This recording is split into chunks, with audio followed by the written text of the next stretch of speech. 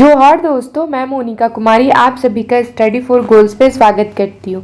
Friends, हम लोग सितंबर month जो 2023 का है उस मंथ के important national international current affairs को करने वाले हैं, जैसा कि हम करते आ रहे हैं। आप अगर इसका कंप्लीट करंट अफेयर्स जहाँ पे मॉक टेस्ट, वीडियो लेक्चर्स, साथ ही साथ सेक्शनल टेस्ट, पीडीएफ चाहते हैं, झारखंड करंट अफेयर्स भी, तो आपको इसके लिए हमारे एप्लीकेशन से 149 रुपीज़ में इस कोर्स को परचेज करना पड़ेगा। चलिए स्टार्ट करते हैं पहले प्रश्न के साथ। हाल ही में स्थापित युद्धपोत महेंद्रगिरी का निर्माण किस परियोजना के तहत किया गया था? तो इसे किस परियोजना के तहत किया गया था? ऑप्शन सी यहाँ करेक्ट आंसर हो जाएगा, परियोजना 17-1। तो ये क्या है? ये भारतीय नौसेना के प्रोजेक्ट 17A के तहत 7वां स्टील्थ फ्रिगेट है।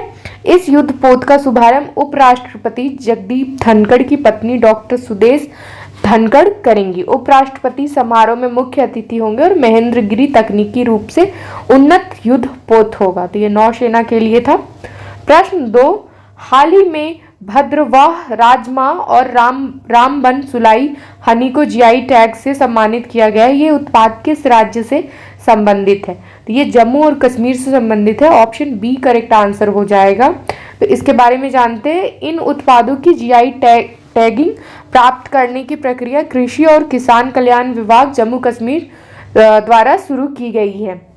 भद्रवाह राजमा की खेती मुख्य रूप से जम्मू कश्मीर में की जाती है। इसे कश्मीरी राजमा के नाम से भी जाना जाता है। तो रामबन सुलाई शहद रामबन जिले में उत्पादित सुलाई का शहद है। तो बेसिकली ये क्या है? तो ये एक भद्रवाह एक राजमा का नाम है और रामबन सुलाई एक शहद का नाम है। प्रश्न 3, चर्चित काकरा पार परमाणु ऊर्जा संयंत्र किस राज्य में स्थित है? तो इसका करेक्ट आंसर हो जाएगा ऑप्शन नंबर सी, गुजरात में स्थित है। तो हाल ही में गुजरात में काकरा पार परमाणु ऊर्जा परियोजना में 700 मेगावाट के परमाणु ऊर्जा रिएक्टर की शुरुआत हो गई है। प्रश्न 4, हाल ही में किस अफ्रीकी देश में सेना द्वारा तख्ता पलट किया गया था? तो ये अफ्रीकी देश का नाम है गैबोन। ऑप्शन डी यहाँ पे करेक्ट आंसर हो जाएगा। पश्चिमी मध्य अफ्रीका में स्थित ये देश है। इसकी राजधानी क्या है? लिब्रेविले इसकी राजधानी है। प्रश्न 5, राष्ट्रीय पोषण सप्ताह कब मनाया जाता है? तो फ्रेंड्स, हर साल 1 से 7 सितंबर तक राष्ट्रीय पोषण सप्ताह मनाया जाता है। वर्ष 1982 से प्रति वर्ष भारत में 1 से 7 सितंबर तक राष्ट्रीय पोषण सप्ताह मनाया जाता है। पोषण सप्ताह को मनाने का मुख्य उद्देश्य बेहतर स्वास्थ्य के लिए पोषण के महत्व के प्रति जागरूकता बढ़ाना है। प्रश्न 6, सूर्य मिशन आदित्य L1 को किस प्रक्षेपण यान से छोड़ा गया है? इस पे भी मैं ऑलरेडी डिटेल से वीडियो बना चुकी हूँ इसी चैनल पे। तो इसका करेक्ट आंसर हो जाएगा option number C, PSLV C-57।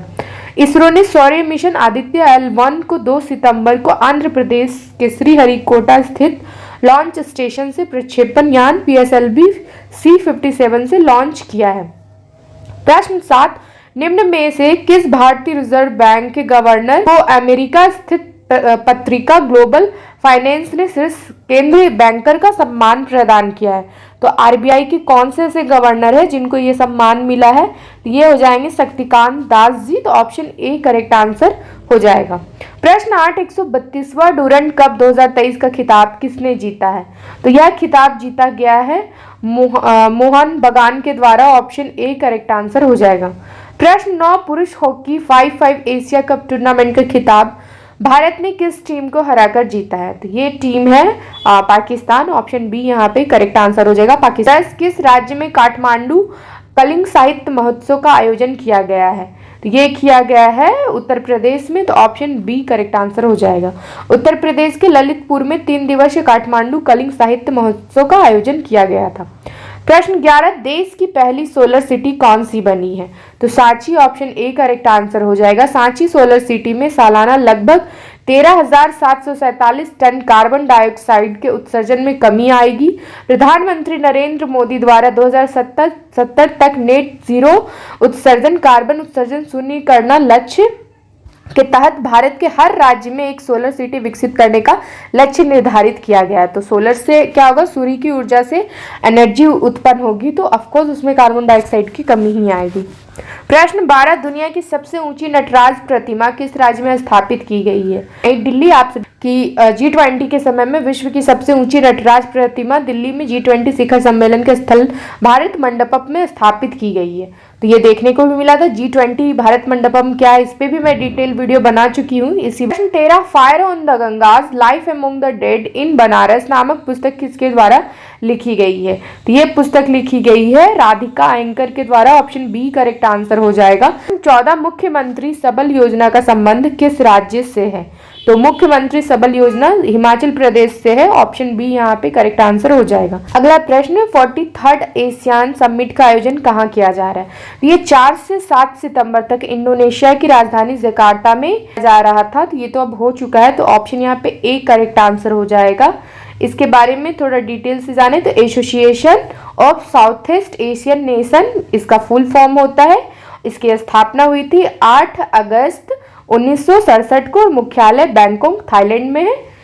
अगले प्रश्न की ओर बढ़ते हैं। प्रश्न 16, क्लाइमेट फुटबॉल कप 2023 का आयोजन कहाँ किया जा रहा है? ये कहाँ किया गया? लद्दाख में किया गया। तो ऑप्शन ए करेक्ट आंसर हो जाएगा। प्रश्न 17, देश का पहला मंदिर संग्रहालय किस राज्य में बनाया जाएगा? तो ये बनाया जाएगा उत्तर प्रदेश में। ऑप्शन बी यहाँ पे करेक्ट आंसर हो जाएगा। उत्तर प्रदेश की कैपिटल लखनऊ और यहाँ के चीफ मिनिस्टर योगी आदित्यनाथ और गवर्नर आनंदीबेन पटेल। प्रश्न 18, क्रिकेट एशिया कप 2023 किसने जीता है? ऑप्शन ए करेक्ट आंसर हो जाएगा। आप श्रीलंका के आर प्रेमादास स्टेडियम कोलंबो में खेले गए के फाइनल मुकाबले में भारत ने श्रीलंका को 10 विकेट से हराकर क्रिकेट एशिया कप 2023 का खिताब अपने नाम किया है इसी वर्ष। और इसके बारे में भी मैं डिटेल से एशिया कप 2023 का भी वीडियो इसी चैनल पर डाली हुई हूँ। अगला प्रश्न 19, हाल ही में भारत के किस स्थल को 41वां विश्व धरोहर स्थल घोषित किया गया है? नंबर बी, शांति निकेतन को 41 नंबर का विश्व धरोहर स्थल वर्ल्ड हेरिटेज साइट के रूप में घोषित किया गया है। पश्चिम बंगाल के बीरभूम जिले में स्थित शांति निकेतन सांस्कृतिक स्थल को यूनेस्को की विश्व विरासत सूची में शामिल किया गया है। यूनेस्को के बारे में जानते हैं। वर्ल्ड हेरिटेज साइट खास स्थानों जैसे वन क्षेत्र, पर्वत, झील, मरुस्थल, स्मारक, भवन या बाहर इत्यादि ऐसे जो भी स्थान होते हैं को कहा जाता है जो विश्व विरासत स्थल समिति द्वारा चयनित किए जाते हैं। और यही समिति इन स्थलों की देखरेख यूनेस्को के अंतर्गत करती है। अगला प्रश्न, टाइम मैगजीन की दुनिया की टॉप 100 कंपनियों की लिस्ट में भारतीय कंपनी इंफोसिस कौन से स्थान पर रहा है? तो इसका करेक्ट आंसर हो जाएगा ऑप्शन नंबर ए 64 नंबर पे रहा है। तो मैगजीन के अनुसार विश्व की टॉप 4 कंपनियां कौन कौन है? माइक्रोसॉफ्ट, एप्पल, गूगल और फेसबुक। और जो हमारा इंफोसिस है वो 64 नंबर पे रहा है। सुधा मूर्ति के बारे में आप जरूर नाम सुने होंगे, तो ये इनकी भी मतलब ऑनर कह सकते हैं। अगला प्रश्न, हाल ही में कितने कलाकारों को संगीत नाटक अकादमी अमृत पुरस्कार प्रदान किए गए हैं? 4 लोगों को किया गया है। तो यहाँ पे ऑप्शन सी करेक्ट आंसर हो जाएगा। उपराष्ट्रपति श्री जगदीप धनखड़ ने आजादी का अमृत महोत्सव के अवसर पर देश की प्रदर्शन कला के क्षेत्र के 84 कलाकारों को संगीत नाटक अकादमी अमृत पुरस्कार प्रदान किए हैं। अगला प्रश्न, चर्चित ती तूफान किस महासागर से शुरू हुआ है? ये तूफान आपको कहाँ पे देखने को मिलेगा? अटलांटिक महासागर पे। तो ऑप्शन ए करेक्ट आंसर हो जाएगा। यूएस नेशनल हरिकेन सेंटर के अनुसार उष्णकटिबंधीय चक्रवात ली तूफान उत्तरी अटलांटिक महासागर से शुरू हुआ है। प्रश्न 23, प्रसिद्ध गोटमार मेला किस राज्य से संबंधित है? तो ये गोटमार मेला मध्य प्रदेश से संबंधित है। ऑप्शन ए करेक्ट आंसर हो जाएगा। हाल ही में मध्य प्रदेश के छिंदवाड़ा जिले के पांडुर्ना में गोटमार मेले का आयोजन किया गया है। मध्य प्रदेश के अन्य प्रसिद्ध मेले कौन कौन से? कुंभ मेला उज्जैन में होता है, संत सिकाजी का मेला खांडवा में देखने को मिलेगा, कान्हा बाबा का मेला हरदा में, जल बिहारी का मेला छतरपुर में। प्रश्न 24, हाल ही में प्रवर्तन निर्देशालय ईडी का कार्यवाहक निदेशक किसे नियुक्त किया गया है? इसका करेक्ट आंसर हो जाएगा ऑप्शन नंबर सी, राहुल नवीन को बनाया गया है। तो राहुल नवीन को ईडी चीफ संजय कुमार मिश्रा की जगह नियुक्त किया गया है। ईडी एक बहु अनुशासनात्मक संगठन है जो मनी लॉन्ड्रिंग, अवैध धन को वैध करना के अपराधों और विदेशी मुद्रा कानूनों के उल्लंघन की जांच करता है। कौन से मिनिस्ट्री के अंतर्गत आता है? तो वित्त मंत्रालय के राजस्व विभाग के अधीन काम करती है। प्रश्न 25, ग्लोबल लीडर्स अप्रूवल रेटिंग के अनुसार विश्व की सबसे लोकप्रिय नेता कौन है? तो इसका करेक्ट आंसर हो जाएगा option number A, Narendra Modi ji. ये ग्लोबल लीडर अप्रूवल रेटिंग को मॉर्निंग कंसल्ट ने जारी किया था। इसमें विश्व के 22 नेताओं पर सर्वे किया गया था। प्रश्न 26, पीएम विश्वकर्मा योजना को कब लॉन्च किया गया है? तो पीएम विश्वकर्मा योजना को 17 सितंबर 2023 जो विश्वकर्मा पूजा मनाया जाता है उस दिन लॉन्च किया गया था। तो विश्वकर्मा योजना को लॉन्च करने की घोषणा 15 अगस्त 2023 को स्वतंत्रता दिवस के मौके पर की गई थी। तो ये बात 15 अगस्त को की गई थी। इस योजना का मुख्य उद्देश्य पारंपरिक शिल्प कौशल को बढ़ावा देना, विश्वकर्मा समुदाय के लोगों को आर्थिक रूप से आत्मनिर्भर बनाना और इस योजना के लिए वित्त वर्ष 2023-24 से वित्त वर्ष 2027-28 तक 13,000 करोड़ के खर्च का प्रावधान भी किया गया है। अगला प्रश्न, विश्व ओजोन दिवस 2023 की थीम क्या थी? तो इसका करेक्ट आंसर हो जाएगा option number D, fixing the ozone layer and reducing climate change. तो ये मॉनिट्रियल प्रोटोकॉल एक स्थान का नाम है, वहाँ पे ये समझौता हुआ था, उसी के नाम पे ये थीम को रखा गया है। 16 सितंबर को विश्व ओजोन दिवस मनाया जाता है। इस दिवस को मनाने का उद्देश्य ओजोन परत के बारे में लोगों को जागरूक करने के साथ ही ओजोन परत को बचाने के समाधान की ओर लोगों का ध्यान एकत्रित करना है। प्रश्न 28, मारबत त्योहार किस राज्य का प्रमुख त्योहार है? यह महाराष्ट्र का प्रमुख त्योहार है। तो सालीवाहन संघ पंचांग के अनुसार सावन अमावस्या के दूसरे दिन महाराष्ट्र के नागपुर में लगभग 127 वर्षों से 2 दिवसीय मारबत त्योहार मनाया जाता है। प्रश्न 29, राष्ट्रीय अभियंता दिवस किसकी जयंती पर मनाया जाता है? ये एम विश्वेश्वरैया के जीवन जयंती पर मनाया जाता है। ऑप्शन डी करेक्ट आंसर हो जाएगा। 15 सितंबर को प्रतिवर्ष हमारे देश में इंजीनियर्स के सम्मान में राष्ट्रीय अभियंता दिवस मनाया जाता है। प्रश्न 30, संविधान के किस अनुच्छेद के अनुसार संसद का विशेष सत्र बुलाया जाता है? Option C is the correct answer, अनुच्छेद 85 क्लाउज 1। तो हाल ही में केंद्र सरकार ने 18 से 22 सितंबर तक संसद का विशेष सत्र बुलाया। इस विशेष सत्र में सरकार आज़ादी के 75 साल पूरे होने और G20 चंद्रयान मिशन जो था समेत अनेक विषयों पर चर्चा की थी। प्रश्न 31, चर्चा में रहा किलाउआ ज्वालामुखी किस प्रकार का ज्वालामुखी है? तो ये ज्वालामुखी है सक्रिय ज्वालामुखी। तो जैसे कि active volcanoes, dormant volcanoes, dead volcanoes, इस प्रकार के ज्वालामुखी होते हैं अलग अलग। तो ये सक्रिय ज्वालामुखी है। तो हाल ही में यूएस के हवाई द्वीप पर स्थित किलाउआ ज्वालामुखी में विस्फोट हुआ है। किलाउआ जिसे माउंट किलाउआ भी कहा जाता है, संयुक्त राज्य अमेरिका के हवाई द्वीप के हवाई ज्वालामुखी राष्ट्रीय उद्यान में स्थित है। तो इस ज्वालामुखी में 1952 से अब तक लगभग 30 से अधिक बार विस्फोट हो चुका है, क्योंकि ये एक्टिव वोल्केनो है। अगर भारत में बात की जाए वोल्केनोज के बारे में, तो बैरन द्वीप अंडमान द्वीप समूह में भारत का एकमात्र सक्रिय ज्वालामुखी है जो कभी भी विस्फोट हो सकता है, एक्टिव। नारकोंडम अंडमान द्वीप है समूह, वहां पे एक दूसरा आपको देखने को मिलेगा। अगला प्रश्न, कैश फॉर वेस्ट स्कीम किस नगर निगम द्वारा शुरू किया गया है? ये शुरू किया गया है पटना नगर निगम के द्वारा। ऑप्शन डी यहाँ पे करेक्ट आंसर हो जाएगा। इस स्कीम के तहत लोगों को अनेक सूखे कचरे के लिए भुगतान किया जाएगा। इस योजना का मुख्य उद्देश्य शहर को स्वच्छ बनाना है और लोगों को कचरा न फेंकने के लिए प्रेरित करना है। प्रश्न 35, दुनिया में सबसे तेज 13,000 रन बनाने वाले बल्लेबाज कौन है? ये बन चुके विराट कोहली। ऑप्शन बी यहाँ पे करेक्ट आंसर हो जाएगा। भारतीय क्रिकेटर विराट कोहली एक दिवसीय अंतर्राष्ट्रीय क्रिकेट में सबसे कम पारियों में 13,000 रन पूरे करने वाले बल्लेबाज बन गए हैं। प्रश्न 34, इंडियन ग्रैंड प्रिक्स 5 में भाला फेंक प्रतियोगिता में किशोर जेना ने कौन सा पदक जीता है? ये जीत चुके हैं गोल्ड। ऑप्शन ए यहाँ पे करेक्ट आंसर हो जाएगा। भाला फेंक एथलीट किशोर जेना ने चंडीगढ़ में आयोजित इंडियन ग्रैंड प्रिक्स में स्वर्ण पदक जीता है। प्रश्न 35, राष्ट्रीय वन शहीद दिवस 2023 का विषय क्या है? Forest and health. तो राष्ट्रीय वन शहीद दिवस को भारत में 11 सितंबर को मनाया जाता है। 36, हाल ही में आयुष्मान भव अभियान का शुभारंभ किसने किया है? ये शुरू किया गया है राष्ट्रपति द्रौपदी के द्वारा, Droupadi Murmu. Option B correct answer हो जाएगा। तो राष्ट्रपति ने 13 सितंबर 2023 को आयुष्मान भव अभियान का वर्चुअल रूप से शुभारंभ किया है। प्रश्न 37, हाल ही में उस्ताद अली जकी हैदर का निधन हो गया है। इनका संबंध किस वाद्य यंत्र से था? तो ये थे वीणा से related. Option C correct answer हो जाएगा। तो इनका 50 वर्ष की आयु में नई दिल्ली में इनका निधन हो चुका है। 38, राष्ट्रीय हिंदी दिवस कब मनाया जाता है? तो हर वर्ष राष्ट्रीय हिंदी दिवस 14 सितंबर को मनाया जाता है। ऑप्शन ए करेक्ट आंसर हो जाएगा। वर्ष 1949 में भारत की संविधान सभा द्वारा आधिकारिक भाषा के रूप में हिंदी को अपनाया गया था, जिसके कारण वर्ष 1953 से हर साल भारत में 14 सितंबर को राष्ट्रीय हिंदी दिवस मनाया जाता है।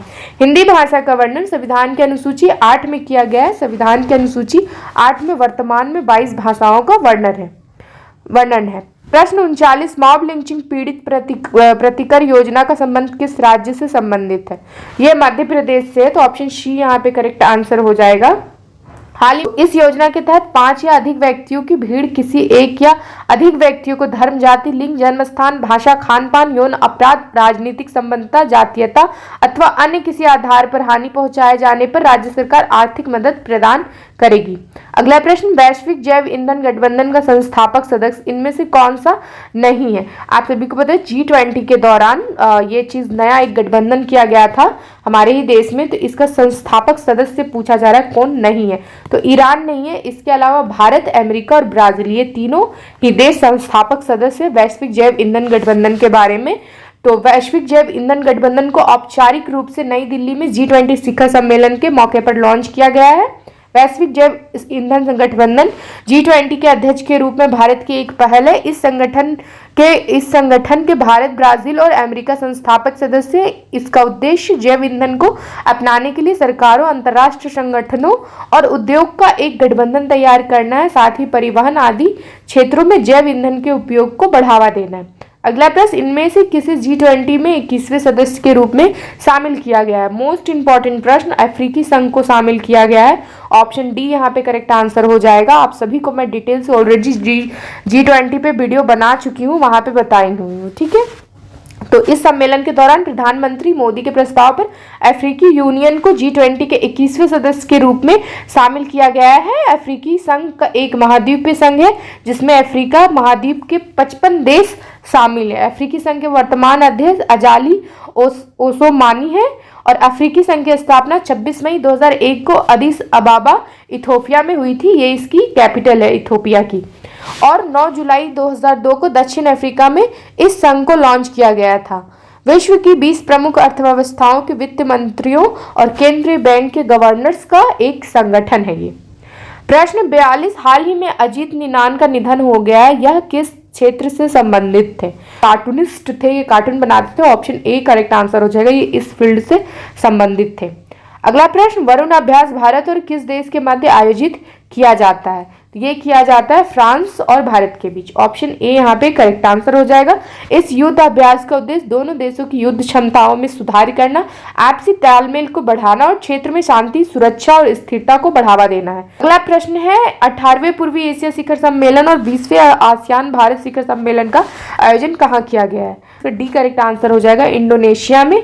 तो 18वें पूर्वी एशिया शिखर सम्मेलन और 20वें आसियान भारत शिखर सम्मेलन का आयोजन इंडोनेशिया के जकार्ता में किया गया। भारत की ओर से प्रधानमंत्री नरेंद्र मोदी ने 18वें पूर्वी एशिया शिखर सम्मेलन और 20वें आसियान भारत शिखर सम्मेलन में भाग लिया है।